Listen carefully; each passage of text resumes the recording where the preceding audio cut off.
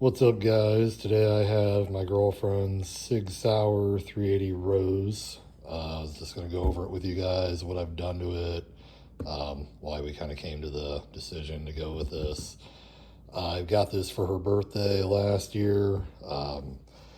We had looked at the 9mm version of the Rose. For people that don't know, the Rose has a little rose stippling in it, has matte gold trigger and accessories on it. Looks really pretty. If you want to get your girlfriend this for Christmas or her birthday, it's definitely a bonus. Does the job, and it's a very good looking gun. So she is very happy with it. I had shot the X macro that has the ported slide on the end of it, and it's a 9mm. I don't know, it didn't really take much recoil out of that. All my guns are comped or ported, and I just didn't notice a difference with that gun. And I will say for myself personally, shooting the X macro popped out of my hand. I don't know, I've got big hands. I don't know if it's just so skinny. I don't know, I just had a hard time bearing down on keeping it from popping up every time I shot it. It was kind of interesting. I figured the smaller the gun, I'd be able to handle it better, but it kind of wasn't the case. So kind of just with how things have been going, the 380s have been kind of dogged for a long time, I feel like. And now everybody seems to be releasing a version of them. You've got Smith & Wesson. They've just put out a Performance Center Bodyguard 2.0 that's got a ported 380. Pretty cool looking little gun. And then Springfield put out the Hellcat Micro Compact that's also a 380. So I feel like we're coming back to where people realize a 380 is not so bad. For her, we were looking for something that she could carry in a purse or on her that doesn't weigh, a lot of weight. She's a small girl. She doesn't need a ton of weight with a pistol. And I also wanted something for her that she could handle very easily, be able to pull out and be confident with. So, after looking at a lot of different stuff, we set on this, and then I surprised her with it for her birthday. So anyways, I said that before. So kind of with this gun, I've modified it a little bit for her to be able to handle it a little better. The biggest thing, and it was the same for her, even with her small hands, when she was shooting it, it would pop out of her hand. It's very short, 3.1-inch barrel. Even the 380's got a little bit of kick to it for what it is. So I went with the Tactical Development Pro Ledge, I'm sorry. So you've got this little ledge here that mounts on your accessory rail. So it gives you a little bite. You put your hand on it, lock it down with your thumb. So it really helps from it jumping out of your hand. It helped her tremendously shoot it way, way better. Also with this gun, when you racked it, very hard to rack. It's that telescoping spring in it. It was a lot for her. She had a hard time with it. So I went through and I put an NDZ guy rod in it. And you can look at it, it's kind of cool, a little different on the front face here. But it's a steel guy rod, it's just the rod. It's not this telescoping spring that Sig comes with. So then I went with an ISMI recoil spring that was, it's a 15% decrease. So that is a weird one because this 365 is the same, 380 is the same as the 9mm. The 9mm obviously has a different barrel, a different slide, and a different guy rod. So, and spring, sorry. Spring, not guy rod. But, so I was hoping if I went with a negative 15%, it would still put me in the area where the stock one would be a little less. So it's definitely way easier. It's way easier to rack. It goes into battery real easily. She can handle it way better. I actually bought 2 of these springs. I'm real big on trying to tune things and make things as smooth as possible. And I cut a couple links out of it. And I tuned it it helped with the recoil, and if you shot it, it would reciprocate, it would do everything it's supposed to. But when you racked it, and if you didn't go back and sling it forward, it would stay out of battery like here. And I didn't want to leave her with something that if she made a mistake, it wasn't in battery. So I took that spring back out, even though it worked. I ran a lot of rounds through it. I know it was dependable, but I feel like this is safer. So I put this spring back in it, the original negative 15% that I didn't cut anything out of. But anyways, getting to the point, it helped a lot with her being able to handle it. It shoots great, shoots fine, has no hangups, has no misfeeds. So real happy with how that went. And then went into the trigger, and you know, I know I'll go on a little tangent with the SIGs. I know a lot of people are mad at SIG. I was actually going to build a 320 about 6 months ago when everything was kind of going crazy.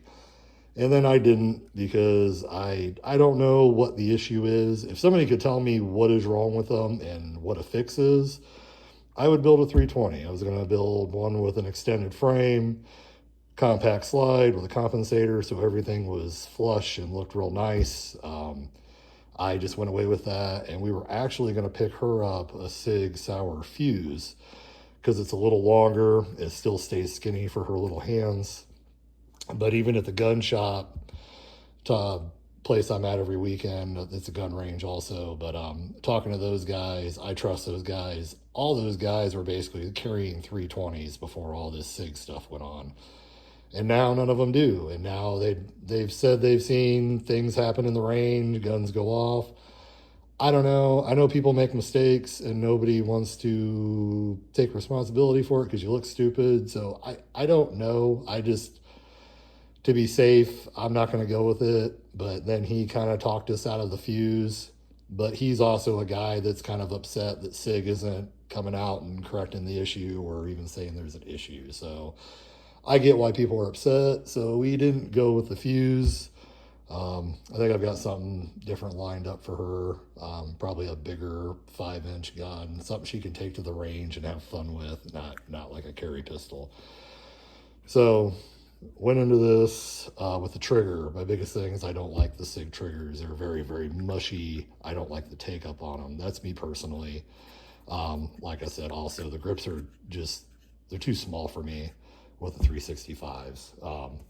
But also with the 365s, they don't have the same issues the 320s do. So don't let that defer you. If you still love the SIG 365, it is, obviously I let her carry it. She loves it. It's a good gun. It doesn't have the issues the 320 does. So I bought from Rain Tactical, I got the Ultimate Master Spring Tuning Kit, and it's got all ISMI springs in it. So with that, you get reduced weight striker spring that's like 20%, a striker block spring that's like 25%, a reduced sear spring that's 25%, and then you get a positive reset trigger return trigger bar spring that's plus 10%. So the biggest thing with the triggers on these is this mushy feel, and then we'll check it's clear again. You come to the wall and it's kind of a mushy break. With this trigger kit I put in it, it dropped the trigger weight a little bit, nothing crazy, but it took this take up a little bit up, not a lot of it, but enough to make it nicer. And then the break is just really smooth. And then the reset is really nice right there. The original was not that nice. So I would say if you guys get one of these, or if you get one for your wife, I would go with that route with that trigger spring kit. I'm no gunsmith. I'm just kind of a regular dude that I work on motorcycles, cars, house. I mean, I'm just a kind of like do-it-all kind of guy. I just, whatever I get into, I figure out. So this isn't, it's a pain in the ass. They're little tiny springs, but if you're mechanically inclined somewhat, you'll figure it out. So that's it for this guy. Really liked how it turned out. She really loves it. Then we went with, because these only hold 10 rounds, which no bullets. So, you know, her little small hands are perfect for this. My pinky's just barely on that guy. That's the regular 10 round mag. And then I found a mag extension from MTX. Xtech Tactical is what the brand is. So this is a +3 mag extension. So now you can hold 13 in this, 1 in the chamber. So now you're at 14 rounds. And I just feel like that's a better thing to do these days, to have extra rounds. Also gives you a nice mag extension. Even how my hand fits this pretty decently, I could handle this pretty nice. Actually made a big difference. So this all runs good. I've had no hang-ups with this spring and mag extension on this guy. So that's it as far as the gun. And then as far as carrying it, so I think with her, I think we're going to end up doing a shoulder holster. She's smaller. Wearing something on her hip, you're going to see, wearing appendix, you're going to see, unless she's wearing a big hoodie, I guess as far as like wearing a jacket, a shoulder holster is a good idea, but this is her normal carry every day. So she found this on Etsy. It is a concealed carry purse, and this thing's actually pretty cool. This is all handmade out of cow hide and fur. Really nicely done, actually. This is on Etsy, and it is Haute Southern Hyde. So pretty nice little purse. I think it was like $200. So you've got this guy in the back. You can put your gun in here if you want. It's a nice little option. And then you have a pocket in here that you can put the gun in here. So what I did last night, so I used to have this in it. So I put outdoor Velcro on the inside of this, and then I stuck this in there. So this was something I had out of like one of those carry bags. I don't know, it's like a man purse looking thing. It's not really my thing, but I didn't mind throwing my gun in it with all my stuff and just putting it in my car. So this was in that, so I just used this guy. So it was just sitting there like this. Not bad. I mean, it kind of protects the trigger. Not a bad deal, but I wanted something a little better. So last night I bought a whole kit to make Kydex holsters. So I got this now, very low retention, slides in. It was a very pain in the ass to make this fit this ledge actually, but it worked. So I will stick this to that Velcro so it'll sit in there. Trigger's protected, everything's protected. Yes, it has a safety, but I'd always protect your trigger. You never know what's going to get caught on trying to shove it in somewhere or pull it out. So this will be, I just got to get some Velcro and put that in her purse today. But works really well. Just zip up that pocket, pops right out. It's not going to pull her old pocket out. That's why I don't have any retention on it. So not a bad little thing for what I got in it. And then I will go with the ammo that I picked. A lot of reviewing, a lot of scouring the internet and deep diving. This seems to be what everybody really likes. It is the Federal Premium HSTs. They have a very nice penetration. They have very nice expansion on them. Seems to be the top 3 out of every site I go to, which is hard these days because people get paid by everybody and it's hard to know who's bullshit and who's not. So I look at multiple different, as many sites as I can find, and I kind of try to compare and see who's up in the top 3 and which ones stay consistently. And this was one of the ones that I came across. So this is what we run. Biggest things with these guns, guys, if it's your EDC, I know it sucks because bullets are expensive, especially personal defense bullets, but buy 2 boxes of these. It sucks. I get it. Run these through the gun. Make sure the gun runs with your defensive ammo, because that is the whole point of this, is this needs to run this to protect your life. Hollow points are weird. Some guns get hung up on different hollow points. I don't know, I've ran into it in the past because I never used to really do that until kind of came across a lot of people saying you need to do it. So I started doing it, and I've learned what runs through my guns and what doesn't. So whatever you pick, whatever you want, whatever floats your boat, just make sure you run 2 boxes through this. It runs it smooth. You have no issues. So like I said, if you want to pick this up for a Christmas present, birthday present, you'll get extra props. Guys and ladies, if you're watching this video trying to decide if this is something you're interested in, even this gun without all the stuff on it is still an awesome gun. It's nice looking. It shoots great. It's on target. Plus it looks nice. I mean, you can't beat it. This comes from, I can't remember her first name, but is it Luna Rose, competitive shooter. This is kind of her whole thing, trying to get women into shooting. So also get out and train, go to the gun range, learn how to dry fire. There's awesome videos all over YouTube. Ben Stoeger gives you free lessons. He's one of the top competitive shooters. Just learn grip, just learn little shot drills, go to the range, shoot at least once a month, every other month. Just get in there and shoot your gun. Be confident with it. Don't just throw this in your purse, or don't just buy this for your girlfriend and expect her to know how to use it.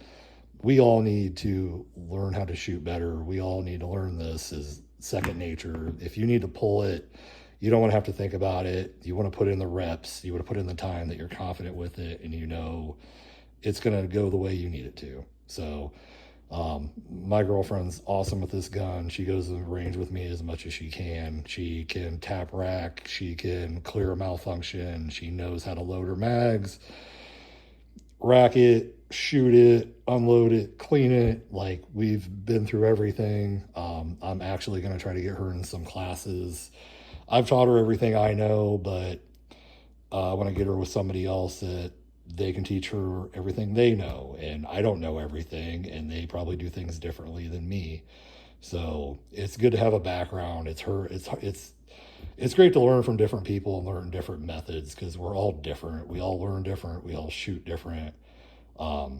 So it's a really good thing. She was scared of pistols to begin with, and now she's great with them, and now she loves to shoot them. So get out there, guys, train. If you're looking for a 380, this is a great option. Great gun. Thanks, guys.